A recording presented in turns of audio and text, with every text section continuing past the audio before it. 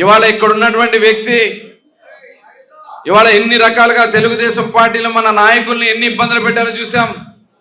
మన అధినాయకుడిని ఎన్ని రకాలుగా అవమానపరిచే విధంగా మాట్లాడారో చూసాం. ఈరోజు చూస్తే అన్నగారు కుటుంబాన్ని కూడా అవమానపరిచారు. అలాంటి వ్యక్తులను మనం వదులుదామా? రేపు మనం అధికారంలోకి వచ్చిన ఈ భూమండలం మీద ఎక్కడున్నా లాక్కొచ్చి గుడివాడ సెంటర్లో నిలబెట్టి చేయాల్సినటువంటి కార్యక్రమాలు చేద్దాం. దానికి మీరు సిద్ధమా? దీని పట్ల సిద్ధమా? ఇవాళ ఎందుకంటే చాలా చాలా చాలా అవమానంగా మన నాయకుడు ఏదైతే మనం చూడకూడదు అనుకున్నామో 74 సంవత్సరాల వయసులో ఏనాడు కూడా ఎటువంటి మచ్చలేనటువంటి వ్యక్తి, అటువంటి వ్యక్తిని అసెంబ్లీలో నేను చూశాను అనేక సార్లు. ఆయనలో ఆ ధైర్యాన్ని చూశాను. ఆయన చెప్పేవాళ్ళు ఎక్కడన్నా సరే ఎక్కడన్నా ఇబ్బందులు వచ్చినప్పుడు నిలబడేవాడే నాయకుడు అవుతాడని. కానీ అసెంబ్లీలో ఆయన కళ్ళమ్మటి నీళ్లు పెట్టుకోవడం చూస్తే మనం తట్టుకోలేకపోయాం. నిజంగా చాలా బాధ అనిపించింది. ఆయన ఆ రోజున ఒకటే శపథం చేశారు, అసెంబ్లీలోకి మళ్ళీ నేను ముఖ్యమంత్రిగానే అడుగు పెడతానని మన నాయకుడు పిలుపుకి మనం అందరం కూడా సిద్ధం కావాల్సినటువంటి అవసరం ఉంది. ఆయన నిలబెడదాం. ఇవాళ ప్రజల్లో వస్తున్నటువంటి గ్రాఫ్ చూసి, మన యువ నాయకుడు నారా లోకేష్ గారు చేస్తున్నటువంటి యువగలాన్ని చూసి, ప్రజల్లో వస్తున్నటువంటి మన గన్నవరంలో మనం మీటింగ్ పెడితే నభూతో నా భవిష్యత్ అన్న నందమూరి తారక రామారావు గారు ఏ రకంగా మన జిల్లాకు వస్తే అపూర్వ స్వాగతాన్ని పలికించి లోకేష్ గారిని సాగనంపాం. ఇవన్నీ చూసి తట్టుకోలేక బాబు గారి మీద సంబంధం లేనటువంటి కేసు నిజంగా ఆ వయసులో, ఎందుకంటే అదే స్నేహ బ్లాక్లో అదే రాజమండ్రి జైల్లో నేను కూడా 54 రోజులు ఉన్నా. అక్కడ ఎలా ఉంటుందో నాకు తెలుసు. కటకటాలు మాత్రమే ఉంటాయి, దోమలు వస్తాయి, గాలి ఉండదు, అక్కడ వాష్రూమ్స్ కూడా సరిగ్గా ఉండవు, బాత్రూమ్లు కూడా. కానీ మన కోసం మన నాయకుడు కష్టపడ్డాడు. ఇవాళ చాలామంది నాయకుల్ని అరెస్ట్ చేశారు. ఇందిరాగాంధీ గారిని అరెస్ట్ చేశారు, నెల్సన్ మండేలా గారిని, ఇలా అనేక మందిని అరెస్ట్ చేశారు. కానీ ఒక నాయకుడి కోసం పార్టీలకు అతీతంగా ప్రపంచవ్యాప్తంగా రోడ్డు ఎక్కించగలిగినటువంటి ఏకైక నాయకుడు మన నారా చంద్రబాబు నాయుడు గారు. ఎంతమంది ఆడబిడ్డలు విజయవాడలో ఒక కాల్ ఇచ్చారు, బాబు గారి కోసం మేము కూడా అని చెప్పి, నేను సైతం బాబు కోసం అని చెప్పి పిలిపించి వాట్సాప్లో మెసేజ్లు పంపిస్తే 4:30 వరకు రోడ్లన్నీ నిర్మానుష్యంగా ఉన్నాయి. ఖచ్చితంగా పావు గంటలో మొత్తం రోడ్లని బెంచ్ సర్కిల్ మొత్తం కూడా కిటకిటలాడిందంటే దట్ ఈస్ చంద్రబాబు నాయుడు గారు అని చెప్పి వాళ్ళ ప్రపంచం అంతా కూడా తెలిసింది. ఒక చోట కాదు, అన్ని చోట్ల కూడా ఆయన కోసం మరి రావడం, ఆయన బయటకు వచ్చిన తర్వాత మరి మనం అందరం కూడా చూసాం. ఇవాళ మళ్ళీ లోకేష్ గారి పాదయాత్ర రేపు 20వ తారీఖు ముగింపు సభ. ఇవాళ బాబు గారు పడుతున్నటువంటి కష్టాన్ని చూసి ఈ రాష్ట్రాన్ని కాపాడగలిగిన నాయకుడు చంద్రబాబు నాయుడు గారు అని చెప్పి జనసేన నాయకుడు పవన్ కళ్యాణ్ గారు కూడా నేను కూడా బాబు గారితో నడుస్తానని చెప్పి రాజమండ్రి జైల్లో ఆయన పలకరించి బయటకు వచ్చి ఎప్పుడు ఎన్నికలు వచ్చినా తెలుగుదేశం జనసేన కలిసి ఈ రాష్ట్రంలో ప్రభుత్వాన్ని ఏర్పాటు చేస్తామని చెప్పి ఆయన ప్రకటించడం కూడా జరిగింది. ఇవాళ జనసేన కూడా ఆయన బందరు వచ్చినప్పుడు మేము కూడా మాట్లాడాం. ఆయన ఒకటే అన్నారు, అవసరమైతే ఒక మెట్టు కిందకు దిగటానికి నేను సిద్ధం. ఈ రాష్ట్రాన్ని కాపాడుకోవాల్సినటువంటి బాధ్యత, ప్రజాస్వామ్యాన్ని కాపాడుకోవాల్సినటువంటి బాధ్యత అందరూ కూడా తీసుకుందాం ఆయన చెప్పడం జరిగింది. కాబట్టి తెలుగుదేశం పార్టీ గెలుపుని ఎవరూ ఆపలేరు, దాంట్లో ఎటువంటి అనుమానం లేదు. మీ చేతుల్లో ఉంది. గుడివాడ హిస్టరీలో నిలబెడతారో హిస్టరీలో తప్పిస్తారో మీ చేతుల్లో ఉంది. జిల్లాలోనే అత్యధిక ఓట్ల మెజార్టీతో గుడివాడ గడ్డలో తెలుగుదేశం పార్టీ జెండాని ఎగరించాల్సినటువంటి బాధ్యత మీరు తీసుకోవాలి. ఇవాళ రాము గారు, రావి గారు కాదు, ప్రతి ఒక్కరు కూడా మనం కష్టపడాలి. ప్రతి ఇంటిని టచ్ చేయాలి. నాకు 30 కాదు, జిల్లాలోనే అత్యధిక ఓట్ల మెజార్టీ కావాలి. ఇస్తారా? ఎవరా ఇస్తారా? ఎవరు? గట్టి చెప్పాలి. గట్టిగా మనం అందరం కూడా కష్టపడితే సాధ్యం. సాధ్యం కానిది ఏది లేదు.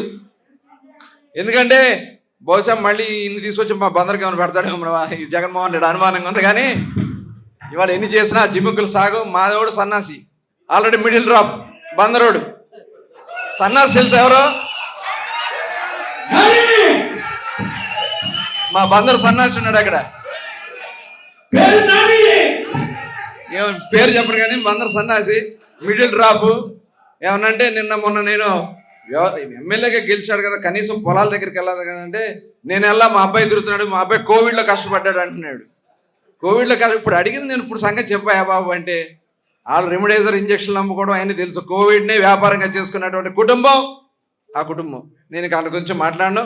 ఇక మీ గుడివాడ గురించి చెప్పాలంటే చాలా ఉంది. అది రావి గారు అయితే చెప్పగలేము బాగా. టిట్కో ఇళ్ళు కట్టాం. ఎన్ని ఇళ్ళు కట్టాం టిట్కో ఇళ్ళు? గుడివాడలో ఎన్ని ఇళ్ళు ఉన్నాయి టిట్కో ఇళ్ళు? 8,912 ఇళ్ళు కడితే ఇవ్వడానికి వీళ్ళకి మనసు రాదు. దాన్ని కూడా ఒక 1000 ఇళ్ళు ఆపుకున్నారు వాళ్ళు. ఖచ్చితంగా రేపు తెలుగుదేశం ప్రభుత్వం వచ్చిన వెంటనే ఎంక్వైరీ పెడతాం. మొత్తం కూడా ఎవరైతే ఉన్నారో వాళ్ళందరినీ కూడా నడి రోడ్డు మీద నిలబెడతాం. ఇలా అనేక ఉన్నాయి. చివరికి గుడివాడిని క్యాసినో కూడా చేశారయ్యా బాబు. క్యాసినో ఇంకే డాన్సులు కూడా చేశారంటే ఇప్పుడు చెప్పుకో ఉంటారు. ప్రపంచం అంతా గుడివాడ అంటే ఓ క్యాసినో గుడివాడ అంటున్నారు. ఆ పేరు మారుద్దామా లేదా? క్యాసినో పేరు కావాలా మీకు? తెలుగుదేశం పార్టీ అడ్డా ఏంటంటే గుడివాడ గడ్డ కావాలి. గుడివాడ గడ్డ తెలుగుదేశం పార్టీ అడ్డా. ఇవాళ చాలా ఉన్నాయి. రియల్ ఎస్టేట్లో ఎట్లా చేస్తారో తెలుసు. ఎందుకంటే మంత్రిగా వాళ్ళు చేసినటువంటి అవినీతి కార్యక్రమం ఇద్దరు కూడా జోడి, బందరు గుడివాడ జోడి అయ్యి ఈ రాష్ట్రం ఈ జిల్లాలో ఇసుకంతా అమ్ముకున్నారు, బొసగ అమ్ముకున్నారు, చివరికి మట్టి అమ్ముకున్నారు. మా దగ్గర రైస్ మిల్లర్ల దగ్గర నుంచి కమిషన్లు కొట్టుకున్నారు. మనకి చివరికి ఇచ్చే ఈ పీడిఎస్ వెహికల్స్లో దాంట్లో కూడా వీళ్ళు కమిషన్లు కొట్టుకున్నారు. ఇట్లాంటి నాయకుల్ని ఎవరు కూడా క్షమించడానికి వీల్లేదు. మరి గడ్డం గ్యాంగ్ తెలుసు కదా, కబ్జా గ్యాంగ్, గడ్డం గ్యాంగ్. గంజాయి కూడా ఉందా? ఇది కొత్తగా ఏంటన్నా గంజాయి కూడా ఉందంట. బైపాస్ నాకు చెప్తాం కదా, మీరు ప్రజలకి చెప్పాలి. ప్రతి ఒక్కరు కూడా చెప్తాం. వాళ్ళ చిట్టా మొత్తం కూడా ప్రజలకు తెలియజేసి, ఆ ముఖ్యమంత్రి సంగతి తెలుసు. ఆయన ముందు ఏం బ్రాండ్లు అండి అయ్యి? Boom boom. ఎవడన్నా ముందు పేరు చెప్పగలరా చెప్పండి? 150 ఉందా 200 ఉందా తప్ప ఎవరన్నా చెప్పగలరా చెప్పండి? నేను మొన్న ఒక ఆయన అడిగి ఏం తాగుతున్నావు నువ్వు అంటే, అదేదో 125 రూపాయలు దండి అని చెప్తున్నాడు. అటు అయిపోయింది ఈ రాష్ట్రం పరిస్థితి. అంత క్యాష్ బేరమే, నో డిజిటల్ కరెన్సీ లేదు. ఇట్లా చెప్పాలంటే చాలా ఉన్నాయి. ఎన్ని రకాలుగా దోచుకోవాలో అన్ని రకాలుగా దోచుకున్నారు. మరి ఇవాళ మన మీద కేసులు పెడితే మనం భయపడతామా? నా మీద కేసు పెట్టాడు. మొన్న కూడా మళ్ళీ బాబు గారితో పాటు నాకు ఎక్సైజ్ కేసులో నా మీద పెట్టారు. భయపడి ఇంట్లో కూర్చుంటామా? మన బ్లడ్లో లేదో మన ఒంట్లో ప్రవహించేది పసుపు రక్తం, భయపడేది కాదు. అన్న నందమూరి తారక రామారావు గారి రక్తం. కాబట్టి మనం అందరం కూడా ఒక ప్లాన్గా వెళ్దాం. రాము గారు కూడా మంచి ఆలోచనలు ఉన్నాయి, రావి గారు కూడా దాంట్లో తోడైతే గుడివాడ గెలవడం పెద్ద కష్టం కాదు. గెలిపించుకోవడానికి మీరు సిద్ధమా? సిద్ధమా? ఇంకా మీరు చాలా సమన్వయంగా, ఎందుకంటే ఇవాళ చాలా అయిపోద్దని ఎదురు చూశారు. ముందు ఆయనే ఎక్కువ ఎదురు చూశాడు, ఏదైనా అవుతుందేమో గుడివాడలో మళ్ళీ ఏదో ఒకటి చీల్చాలని. కానీ ఇవాళ మిమ్మల్ని గుడివాడలో ఉన్నటువంటి ప్రతి తెలుగుదేశం పార్టీ నాయకుడి కార్యకర్తని ప్రపంచంలో ఉన్న తెలుగు వాళ్ళందరూ కూడా ఇవాళ అభినందిస్తా ఉన్నారు. దట్ ఈస్ గుడివాడ గడ్డ, తెలుగుదేశం గడ్డ. ఎందుకంటే ఇంత సమన్వయంగా గతంలో జరిగిపోయినని పక్కన పెడదాం, సమైక్యంగా ఇక్కడ గెలిపించుకుందాం. ఈ రాష్ట్రంలో తెలుగుదేశం పార్టీ గెలుపుని ఎవరు ఆపలేరు, గుడివాడ గెలుపుని కూడా ఎవరు ఆపలేరని మరొకసారి మీరు నిరూపిస్తారని చెప్పి మరి ఆశిస్తూ, మరి ఎంత ఆలస్యమైనా మీరందరూ కూడా ఎంతో ఉత్సాహంగా ఉన్నారు. భవిష్యత్ గ్యారంటీ. రేపు బాబు గారు విశాఖపట్నం ప్రోగ్రామ్ కూడా సక్సెస్ చేస్తారని చెప్పి ఆశిస్తూ మరొకసారి అందరికీ నమస్కారాలు, ధన్యవాదాలు. జై తెలుగుదేశం, చంద్రబాబు గారి నాయకత్వం.